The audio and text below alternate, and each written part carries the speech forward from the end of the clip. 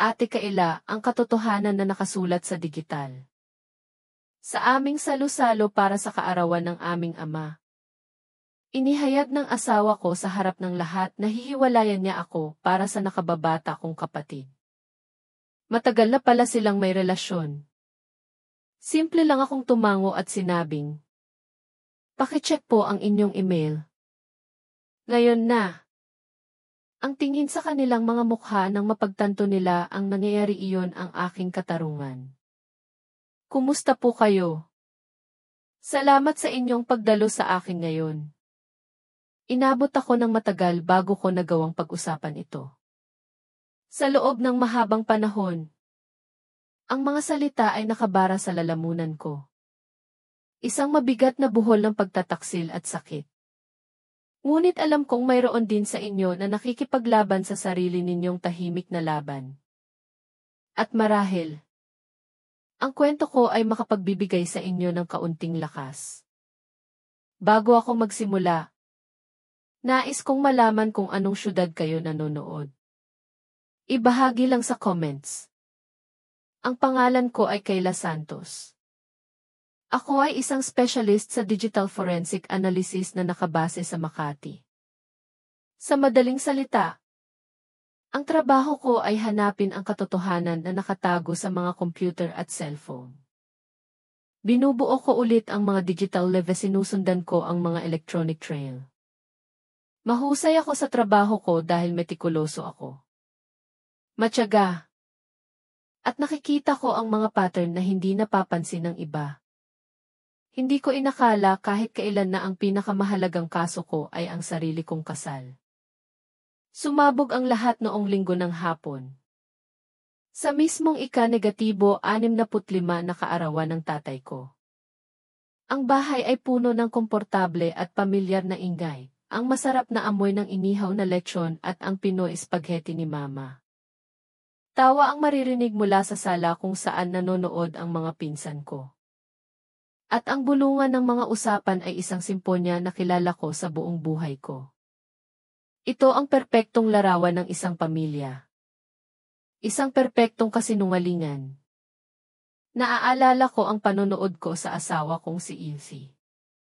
Brandon Brand de Guzman. Mula sa kabilang dulo ng mesa. Isa siyang pediatric anesthesiologist. Isang magaling na tao. Isang mapagbigay na tao, yan ang pinaniniwalaan ko sa loob ng 7 taon. Siya, gaya ng dati, ay charming sa lahat. Nagkukwento tungkol sa isang matinding operasyon na humatak sa atensyon ng lahat. Pagkatapos, kinuha niya ang kutsara at dahan-dahang tinapik ang wine glass. Isang malinaw na tunog na pumutol sa ingay.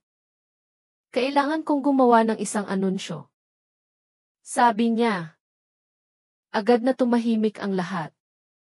Tiningnan ko ang mukha niya. Aktibo ang mga ugali ko bilang professional.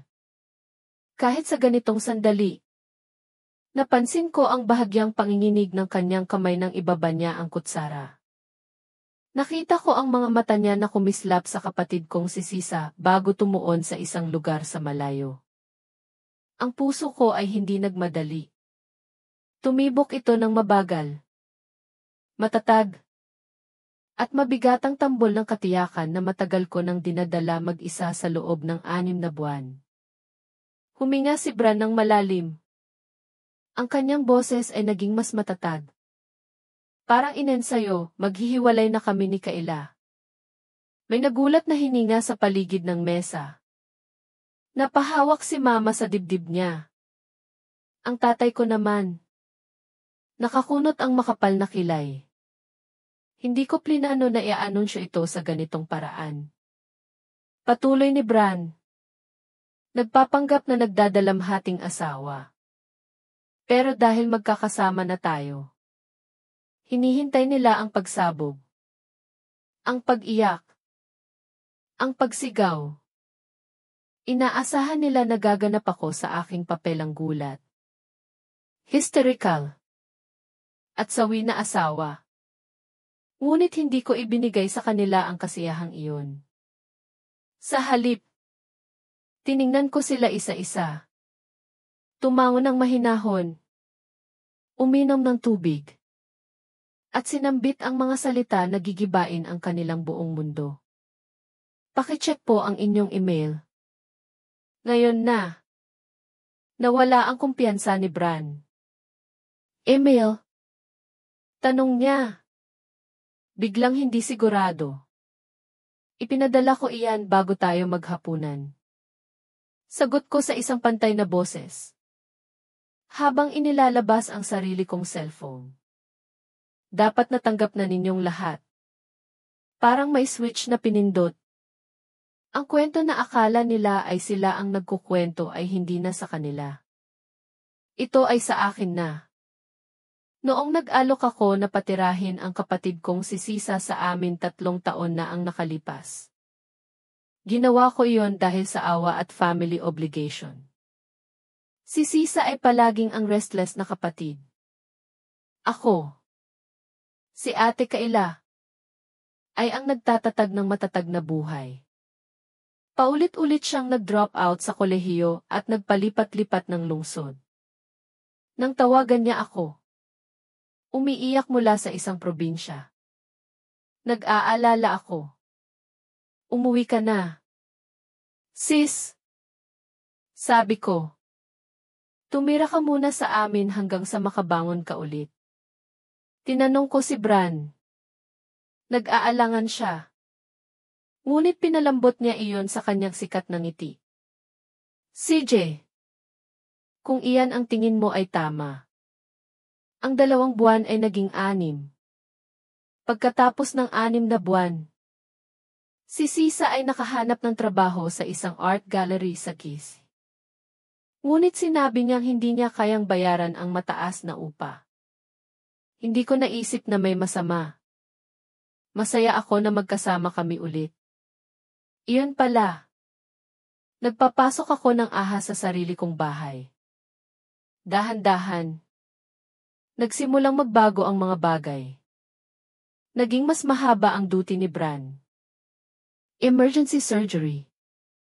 Complicated case. Sanay ako dahil doktor siya. Si Sisa naman. Ang pag-i-escort sa nanay sa palengke ay nagiging 3-hour affair. Ay! Nag-lunch pa kami ni Mama. Ate Kaila. Mahaba ang traffic. Nagsimula silang magkaroon ng sarili nilang inside jokes. Mga tingin sa isa't isa sa buong hapagkainan na hindi ko naiintindihan. Kapag pumasok ako sa sala, mananahimik sila. Parang may naistorbo akong pribadong sandali. Noong isang family cookout, hinila ako ni Mama sa kusina. Alam mo, Kaila, sabi niya ng mahina. Mukhang napakagaling ni Brandon at Sisa na magkasama.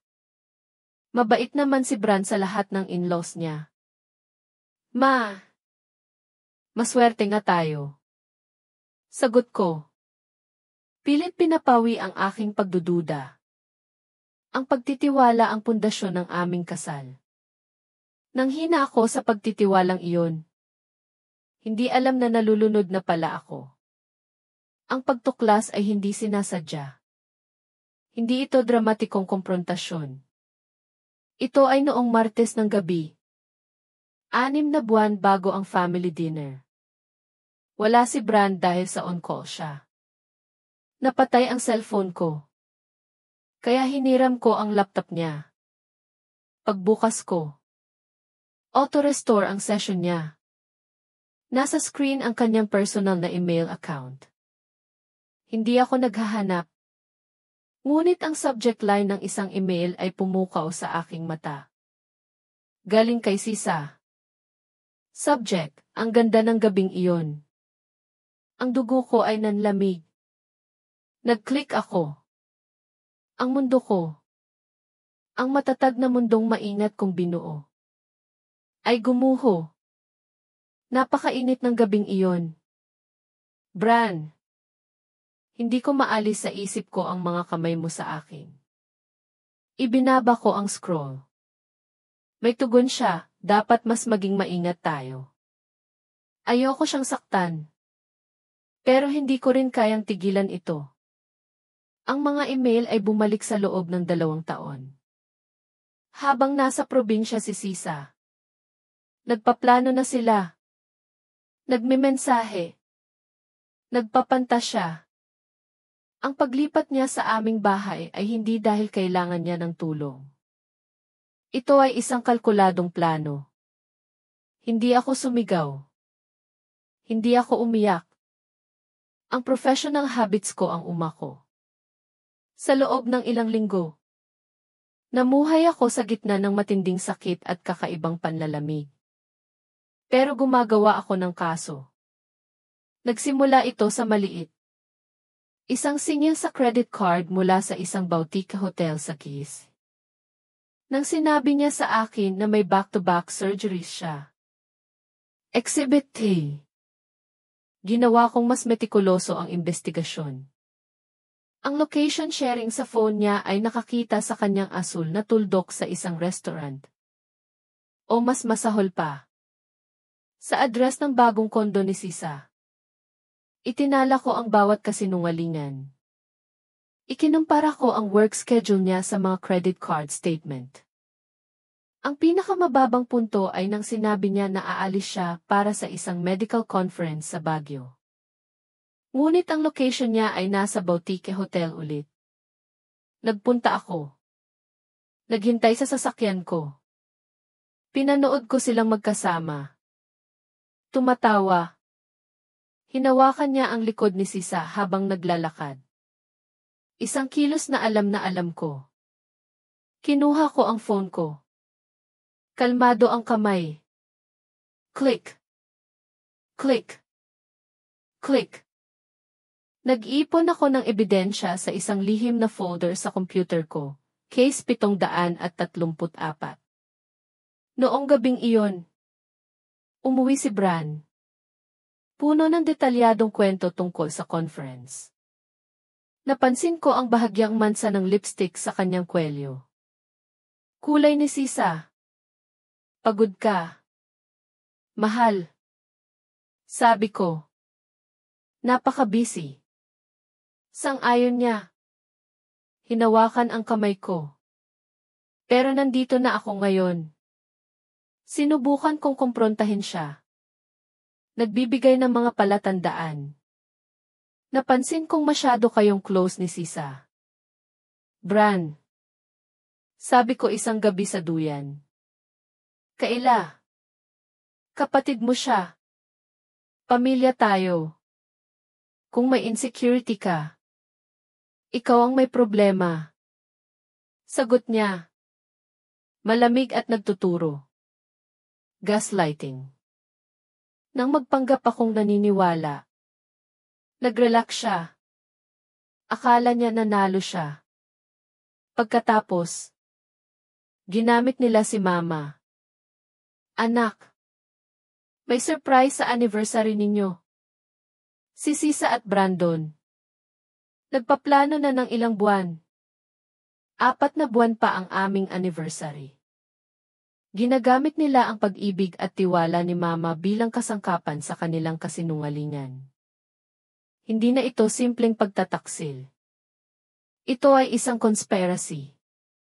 Kailangan kong gibain ang kanilang buong realidad. Sa harap ng lahat. Nang umalis si Bran sa bahay. Kunwari ay magpapalamig lang kami. Akala niya. Tapos na ang laban. Kinausap ko ang pinakamahusay na divorce lawyer sa Maynila. Si Attorney Celeste Dubois. Ang dokumentasyon mo ay exceptional. Kaila. Sabi ni Attorney Dubois. Pero tandaan mo, kahit mapatunayan mo ang kaso ng pagtataksil, hindi ito malaking epekto sa asset division. Maliban kung mapapatunayan mo ang financial fraud. Hindi ako naghahanap ng legal na parusa. Sabi ko. Matigas ang boses. Gusto kong makita ng lahat ang katotohanan. Sinabi ni Achoy. Du Bois, ang Court of Public Opinion ay mas mahirap parusahan kaysa sa anumang hatol ng hukuman. Napaisip ako. Isang pampublikong kasinungalingan ang nararapat sa isang pampublikong katotohanan. Sa sumunod na mga linggo, hinanap ko ang financial fraud. Nakita ko ang regular na pagwi-withdraw mula sa aming joint savings account, itinago bilang gasto sa bahay, at pagde-deposit sa isang lihim na account ni Bran. Sinasamantala niya ang aming kinabukasan. Ang pinakamasakit na pagtuklas ay galing sa cloud storage niya. Nakalimutan niya na nakabackup doon ang lahat ng notes at text messages niya. Binasa ko ang mga mensahe nila. Kinukutya nila ang tiwala ko. Bran, sobrang nakabaon si Kayla sa trabaho. Hindi niya napansin ang kahit ano.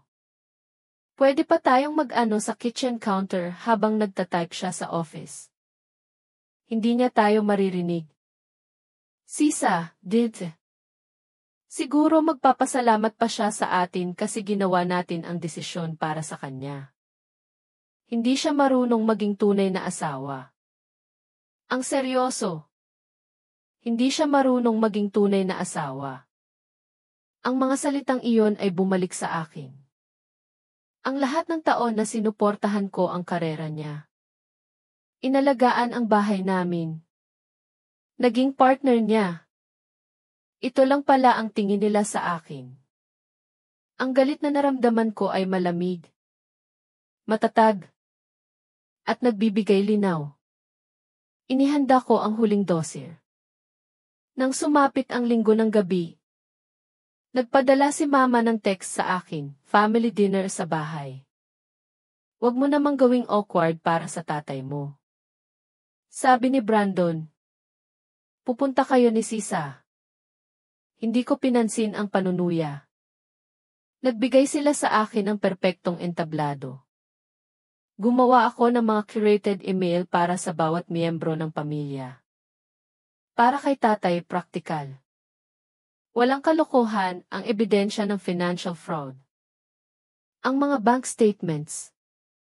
At ang panloloko ni Bran noong humiram siya ng pera sa tatay ko. Para kay Mama, loyalidad sa pamilya, ang mga screenshot kung paano ginamit ni Sisa ang ipagtulong kay Mama sa errands bilang cover para makipagkita kay Bran. At ang kwento tungkol sa peking anniversary surprise. Para sa lahat ng tito at tita at Kuya Jom, ang buong timeline ng kasinungalingan at pagmamanipula. Pagdating ko sa bahay, kalmado ako. Mukha akong ghost sa hapagkainan.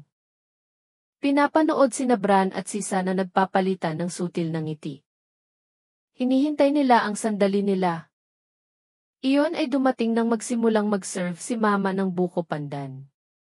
Tinapik ni Bran ang wine glass. Inilahad niya ang kamay ni Sisa. Hindi namin kayang pigilan ang puso namin. Sabi niya. Ang kanyang boses ay puno ng peking kalungkutan. Si Sisa at ako. Nahulog kami sa isa't isa. Lahat ng mata ay tumingin sa akin. Tahimik akong dumukot sa handbag ko. Mabilis kong binuksan ang aking laptop at sinigurado ang lahat ng attachment ng master file. Mabilis kong inilagay ang lahat ng email address ng pamilya sa recipient line. Nang matapos si Bran sa kanyang anunsyo, pinindot ko ang send. Pakicheck po ang inyong email. Ngayon na. Sabi ko. Agad na nagsunod-sunod ang ding at buzz sa paligid ng mesa. Si Kuya Jom ang unang nagbukas nito. Nanlaki ang kanyang mata. Nagbigay lang ako ng additional context sa anunsyo ni Brandon. Paliwanag ko ng mahinahon. Ang mukha ni Bran ay biglang nabalutan ng takot. Tang-ina. Bulong ni Kuya Jom. Si tatay naman. Dumilim ang mukha nang makita niya ang mga financial record. Ibinaba ni Mama ang cellphone niya. Nanginginig ang mga kamay. Walang makapaniwalang tingin ang ibinigay niya kay Sisa. Kaila. Anong ginawa mo? Ito ay mga pribadong usapan. Sigaw ni Bran. Nagbabackpedal.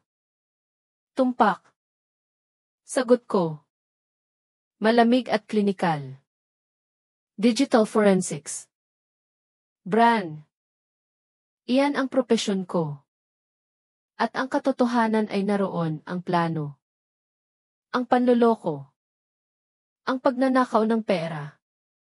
Humarap ako sa pamilya. Plinano nila ang sandaling ito para kontrolin ang kwento. Ang reluctant lovers. Ang malinis na paghihiwalay. Pero hindi nila inasahan na may sarili akong kwento. Humarap si Mama kay Sisa. Nanginginig ang boses. Sisa, paano mo nagawa ito sa sarili mong ate? Hindi ko naman sinasadya. Hindi mo kayang kontrolin kung sino ang mamahalin mo. Umiiyak na sagot ni Sisa. 2 taon kayong nagpaplano. Hindi sinasadya. Iyan ay iskema. Sigaw ni Kuya Jom. Hawak ang phone niya. Sinubukan ni Bran na maghugas kamay. Ito ay paraan lang ni Kayla na iproseso ang paghihiwalay. Gumagawa siya ng elaborate fiction. Tumahimik ka, Brandon. Sabi ni tatay. Matalim ang boses. Tumayo siya. At ang kanyang presensya ay pumuno sa silid. Ang anak ko ay hindi gumagawa ng ebidensya. Ang laban ay tapos na. Kinuha ko ang bag ko at tumayo. Dapat na akong umalis. Sabi ko. Tatay. I'm so sorry sa birthday dinner mo. Niyakap ako ni tatay ng mahigpit sa labas. Hindi ko alam ang pinagdadaanan mo. Anak, bakit hindi ka nagsalita? Kailangan ko munang intindihin ang lahat. Tatay, paliwanag ko. At kailangan kong makita ng lahat ang katotohanan. Hindi lang maniwala sa salita ko laban sa kanila. Kinabukasan, nag-file ako ng divorce. Mabilis ang legal na proseso. Walang laban. Sina Bran at Sisa ay ostracized ng pamilya. Sinabi ni Mama kay Sisa na kailangan niya ng matagal na panahon bago niya ito muling matingnan. 3 buwan pagkatapos. Habang pinipirmahan ko ang huling papel ng divorce sa opisina ni Atty. Dubois. Tinanong niya ako kung nakakaramdam ba ako ng kasiyahan. Hindi kasiyahan. Sagot ko. Clarity. Kalinawan lang. Ang mga kasangkapan ng aking propesyon ang naging kasangkapan ng aking kaligtasan. Lumipat ako sa isang bagong apartment. Maliit ngunit maliwanag. Na may unobstructed view sa skyline ng Maynila. Umupo ako sa sahig kasama ang aking laptop. Binuksan ko ang case 734 sa huling pagkakataon. Tiningnan ko ang mga folder na puno ng sakit at pagtataksil. At kinalagad ko ang buong file patungo sa trash. Binura ko ang trash. Ito ang huling hakbang sa isang proseso na kumonsumo ng halos 1 taon ng buhay ko. Bukas. Ito na ang unang pahina ng isang bagong kabanata, isang isinulat ng buo ng sarili kong kamay. Sa sarili kong mga termino. Salamat po sa inyong pakikinig sa buong kwento ko. Hindi madaling ikwento. Ngunit ang pagbabahagi ay nakakatulong. Kung may pinagdaanan kayong katulad nito, o kung may bahagi man ng kwentong ito na tumama sa inyo, huwag po kayong mag-atubiling ibahagi ang inyong iniisip sa comments. Hindi kayo nag-iisa. At tandaan, gaano man kadilim ang mga bagay. Palagi kayong may lakas upang mahanap ang sarili ninyong katotohanan. Huwag hayaang kontrolin ng kasinungalingan ng iba ang inyong sariling kwento. Gamitin ang katotohanan anuman ang anyo nito para makamit ang kapayapaan.